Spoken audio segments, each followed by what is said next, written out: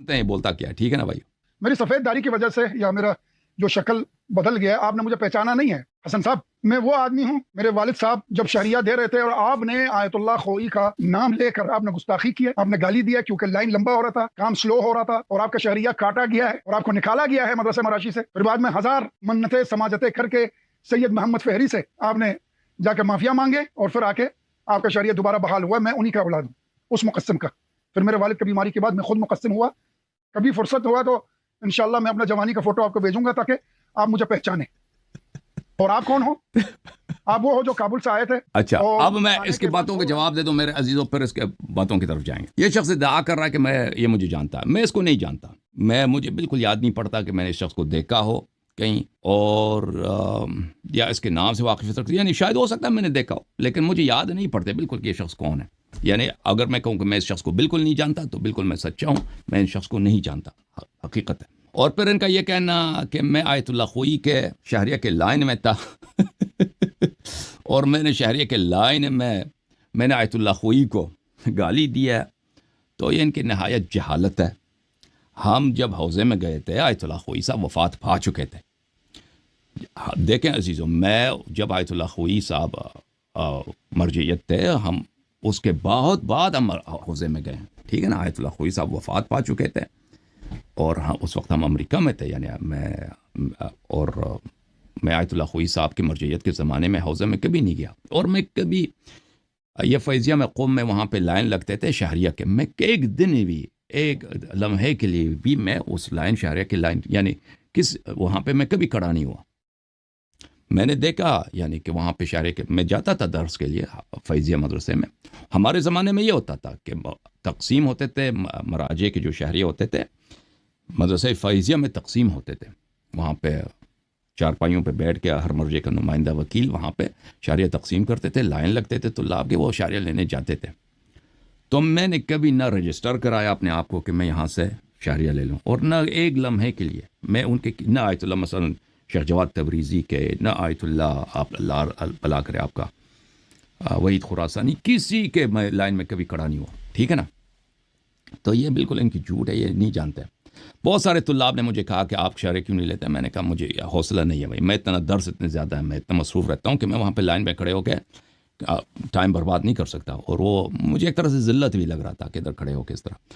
تو وہ کہتے تھے کہ آپ جو ہے نا رجسٹر کرا دیں، ہم آپ کے لیے لیں گے اور ہم آپ کو لے کے دیں گے.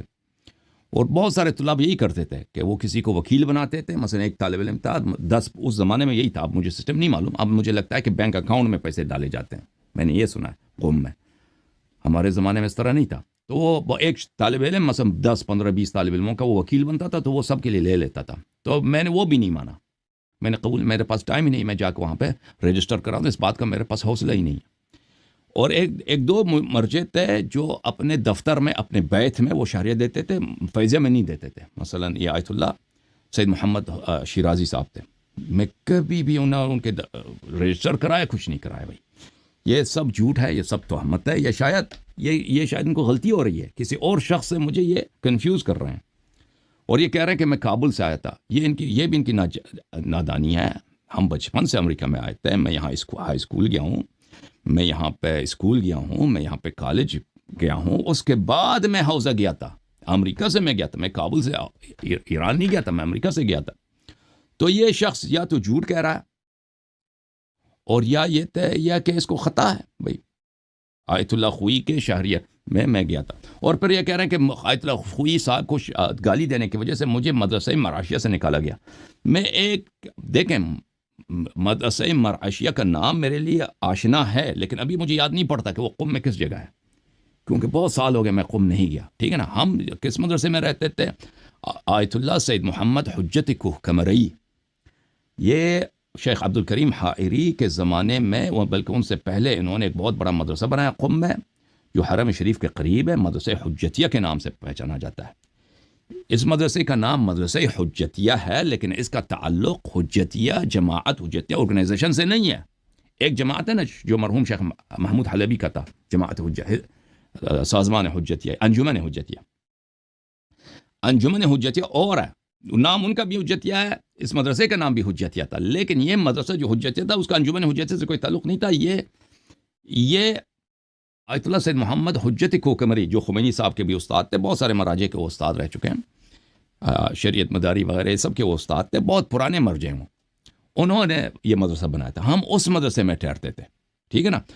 اور مدرسہ مرعشیہ مجھے یاد نہیں پڑتا، ایک مدرسہ تھا نا وہ پاساج قدس کے ساتھ، شاید اسی کا نام ہے جو مجھے شک ہوتا ہے، مدرسہ مرعشیہ، تو وہاں پہ میں کبھی زندگی میں نہیں گیا، ایک دفعہ میں انٹر ہوا ہوں، اس کے دروازے سے میں صرف ایک دفعہ داخل گیا تھا، وہاں پہ مجھے ایک کام تھا، ایک مولوی سے ایک دفعہ گیا ہوں زندگی میں، وہاں پہ نہ کبھی میری رہائش تھی، نہ میں کبھی رہا ہوں اس مدرسے میں، اور نہ میں نے کبھی وہاں پہ کوئی اقامت اختیار کیا تاکہ مجھے وہاں سے نکالا گیا ہو مدرسے مرعشیہ سے۔ یہ سب جھوٹ ہے، بہتان ہے، اور یہ شخص جو ہے یا تو اس کا حافظہ خراب ہے، مجھے کسی اور سے کنفیوز کر رہے ہیں یہ، یا تو یہ کھلم کھلا جھوٹ کہہ رہے ہیں، کیونکہ ان کے مذہب میں یہ خود کہہ رہے ہیں کہ میں خوئی کا مقلد ہوں، خوئی کا مقسم رہا ہوں، تو خوئی صاحب کے مقسم یہ رہے ہوں گے، تو خوئی صاحب کے فتوے کے مطابق جھوٹ کہنا مخالف کے مطابق جھوٹ کہنا مناظرے میں اگر اس کو آپ ہرا نہیں سکتے تو یہ جائز ہے۔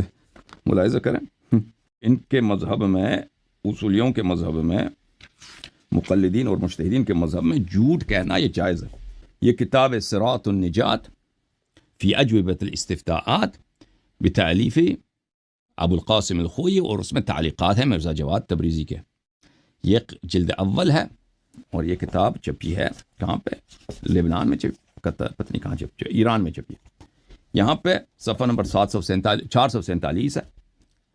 کہتے ہیں کیا یہ جائز ہے کہ ایک شخص جو بدعتی ہے اور گمراہی کا وہ مروج ہے، ہم جب اس سے مناظرہ کریں تو اس پہ جھوٹ تہمت باندھ لیں؟ اذا كان الكذب يدحض حجته ويبطل دعاويه الباطلہ، کیونکہ جھوٹ کے بذریعے ہم اس کو مناظرے میں ہرا سکتے ہیں۔